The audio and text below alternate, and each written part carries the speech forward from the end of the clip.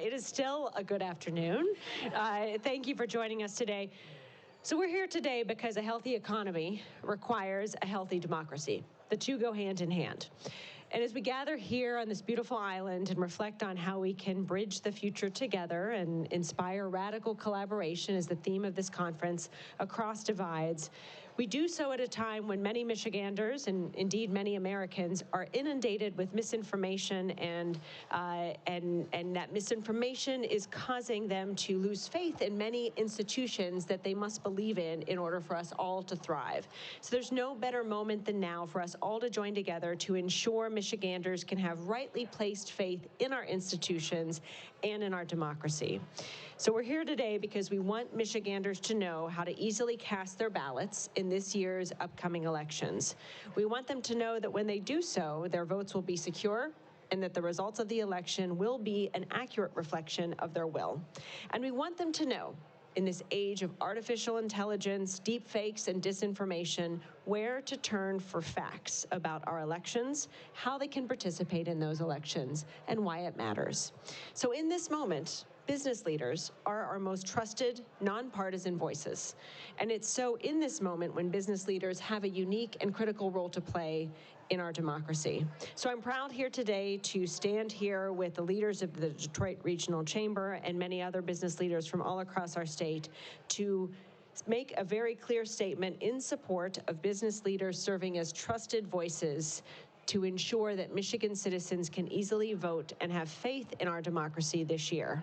We're launching this partnership recognizing the data that we came to this island reading about, that many citizens in Michigan have lost faith in these democratic institutions. In many ways, this era of misinformation that we're in has been very effective.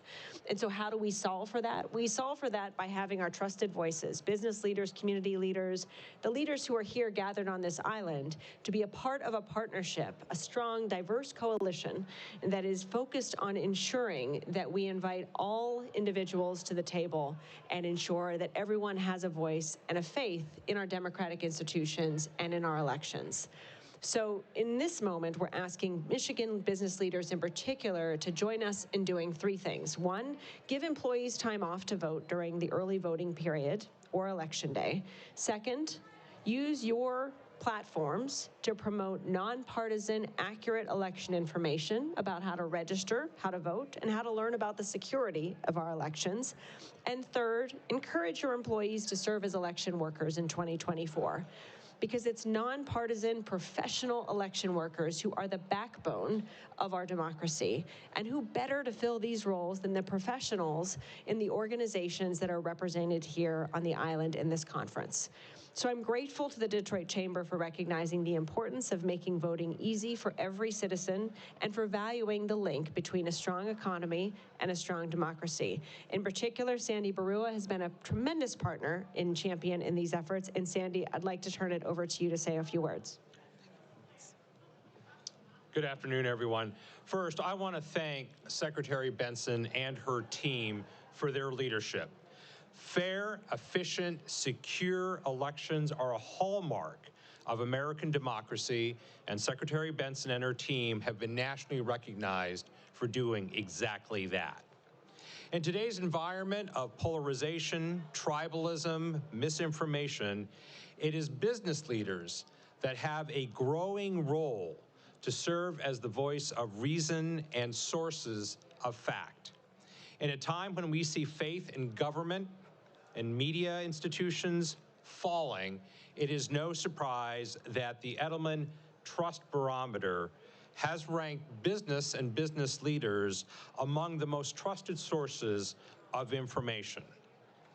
This is why the Detroit Regional Chamber is committed to the issue of free, fair elections and extending access to the ballot box to every Michigander who is legally eligible.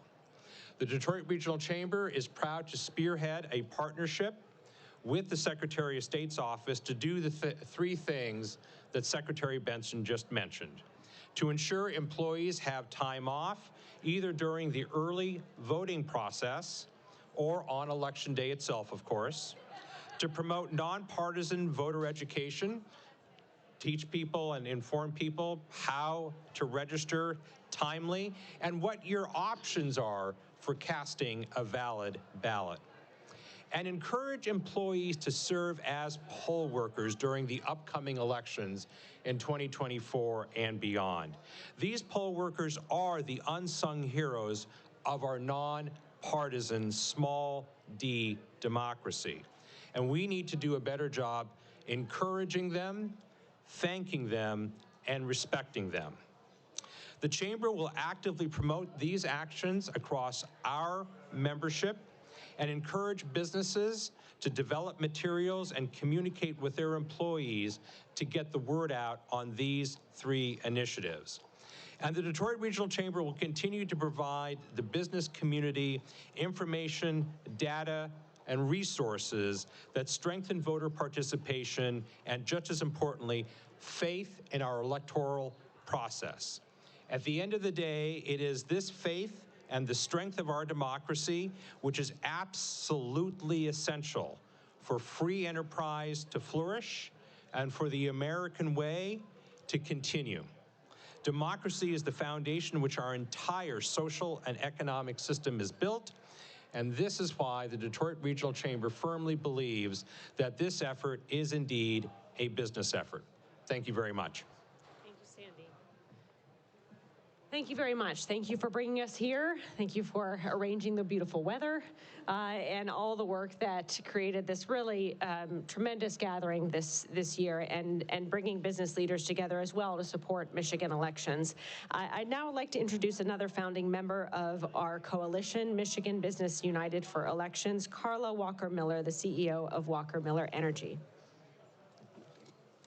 Thank you, Secretary Benson, for the opportunity to speak.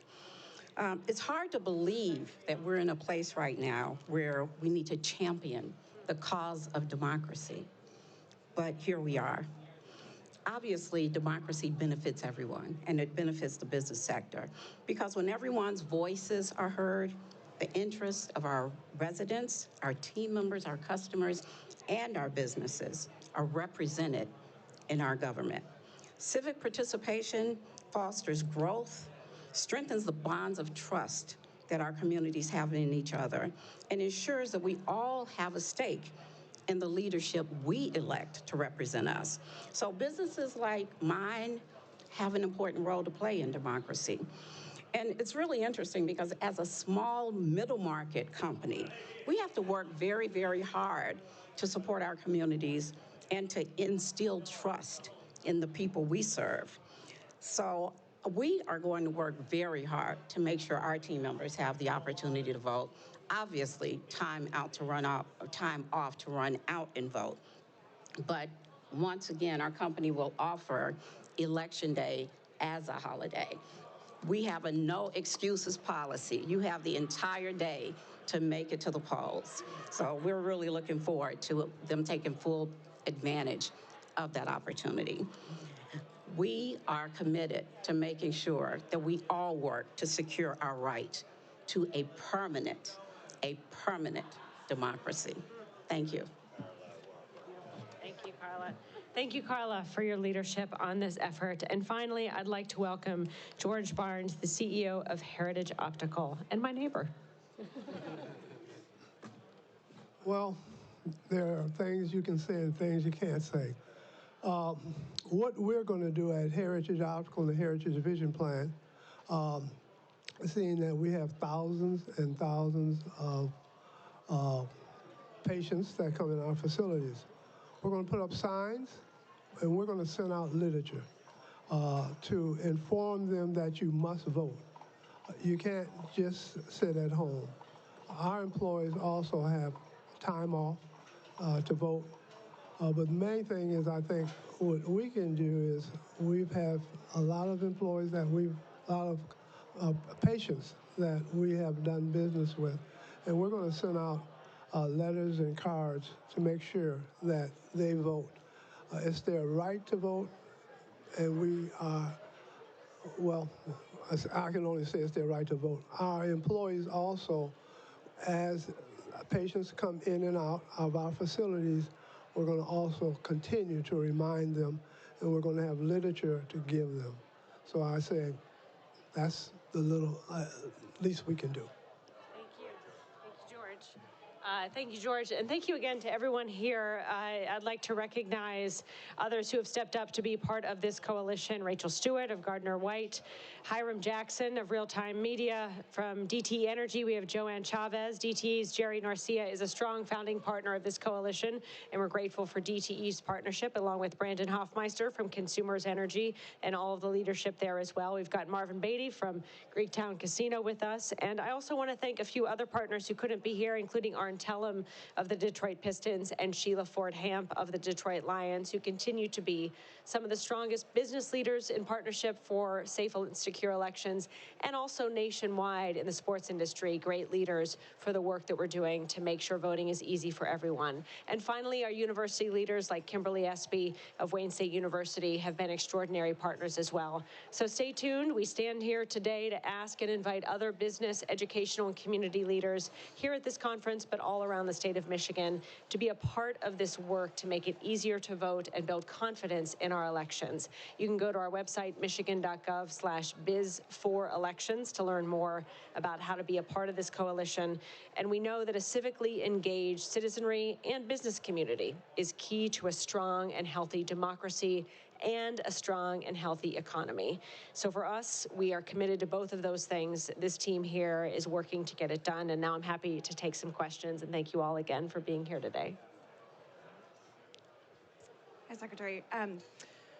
With the launch of this partnership, wondering if you can speak to any concerns you might have about the fact that the DRC's PAC has previously endorsed candidates who cast doubt on the 2020 election. I think the Detroit Regional Chamber's efforts since the 2020 election to really, particularly in 2021, speak out loudly and forcefully against legislation here in Michigan that would have done away with or made it more difficult for people to participate, and done away with a lot of the advancements to democracy that we've seen voters demand in our state, really speaks volumes for their position in supporting democracy in our state. And under the leadership of Sandy Barua and all of the coalition partners that are part of the Detroit Regional Chamber, I've been very grateful for them throughout these last few years as we've been in the midst of this multifaceted, multi-year effort to delegitimize elections and democracy, that we've had such strong partners consistently with them in my office. Madam Secretary, so do you guys anticipate any pushback at all from any business leaders who may not want to participate in this initiative? And if so, what might you say to dispel any concerns that they might have? I've been really grateful to see business leaders, community leaders, and education leaders from both sides of the aisle and everywhere in between come together to recognize that no matter how someone casts their ballot, we want them to be able to vote easily, and we want them to have faith in these institutions. And so as we've been making the case to business leaders, not just in Detroit, but all around the state, I've been really encouraged to see how many do recognize that nonpartisan importance of standing for this basic promise of American democracy. As we move forward, we'll continue to have conversations. I am like the Energizer Bunny, for lack of a better. I will never stop fighting for these issues that we all believe in and that make us who we are, and that ultimately make our business community stronger as well.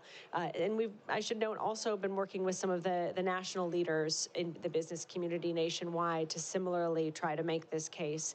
And to the extent we've received any challenges, there's always a question about partisanship, into which in response we simply make the case that this is about making sure everyone can vote easily, regardless of who they cast their ballot for. Madam Secretary, will this literature be something that's uniform across the state, or will this be up to the discretion of business owners? Our election procedures are uniform for the most part across the state, so the literature can be as well. We are going to help with content creation, but also defer to our business leaders to develop what's best for their employees and spheres of influence. One of the things, for example, that we've developed are QR codes that businesses can put in different parts on their website or in mailings to their customers. And if you scan the QR code, you can register to vote, or you could request a ballot to be mailed to you as an absentee ballot and vote from home. Those types of things are uniform throughout the state, but we'll see perhaps the Lions, for example, or University of Michigan tailor that particular information perhaps to more meet the audience that they're reaching. You started to get into my question already, which are in addition to having, days off for voting or providing literature, like what other ways do you recommend businesses be a partner in this project?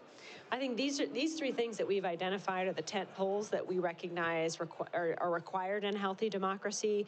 People given time off to vote, people being encouraged to staff the polls, but also ensuring that people know the easy basics of how to participate. On top of that, we'll be working with individual organizations to develop ways to, when there are specific items of misinformation that perhaps meet certain audiences, to empower business leaders and faith leaders and others to respond to that misinformation in a way that helps protect voters from being fooled, for example, by deepfakes and artificial intelligence. Hi. Hi. So, some of the folks who maybe have the most struggle getting to the polls are ones who are lower wage hourly workers, which are not often represented by a lot of them are by national chains and other large businesses. Is there a component of your plan that would reach those workers? Yes, and we're working with national leaders, as I mentioned, on to reach folks at, for example, McDonald's and other types of national chain, Subway, that will, similarly perhaps make additional and similar options available for their employees. A lot of those decisions are made on the national level. But in Michigan, having these local and state business leaders stand up in support of these provisions helps us encourage and convince folks who have perhaps national stage, but a great deal of business in our state to similarly align with the leadership of these business leaders in our state to move the ball forward and make voting easier.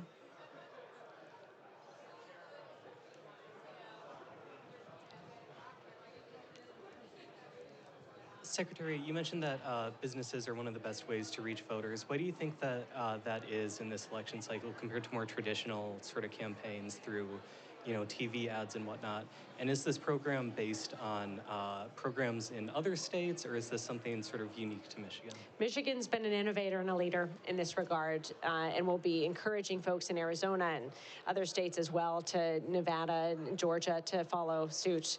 And we expect they will, because it's been very clear for a number of years now in this moment that we're in, that folks outside of the political arena who are trusted, like business leaders, like community leaders, like educational leaders, like faith leaders, that they are the ones that can be the messengers of simple, basic facts about our elections in a way that cuts through a noisy environment and provides clarity and gives citizens confidence in our democracy. When you look at the numbers that Sandy mentioned as well about people losing faith in these democratic governmental institutions, it really often is business leaders and folks who are leading institutions where citizens still have faith that can help bridge that gap and encourage and expand that faith into our government institutions once again. Thank you all. I know we'll have, sorry, Dave, didn't see you. No problem. Quick question I just wanted to clarify, are you asking that businesses give employees the whole day off to go vote, or time off? Half a day, a couple hours? I was just curious what the... I think it depends. I mean, we have made voting easier than ever before, and so in some cases in the past it might have taken a whole day, it might not. That's really up to the discretion of the business leader themselves to determine. We just want them to make a statement in a way that best fits their company's needs, that they're encouraging their employees to vote, and in doing so they will give them the time off and not cause them to feel any insecurity about their job or their wage in order to participate in this American election. Would you say that's yeah?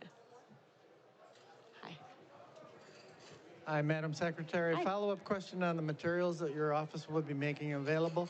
Will that be in foreign languages as well? Yes. Yeah, we will be working with our community engagement team in particular, and would love to work with other partners to ensure that the materials we put out, we strive to make sure all the materials we put out are done in languages that reflect the diversity of our citizens in the state. Of course, Spanish being one of the most critical ones, as well as Arabic. And so yes is the short answer, and that's the longer one. Okay, thank you, everyone. I really appreciate it. And thank you all again for being here today. Thank you. Thanks, guys. Thank you. Thanks.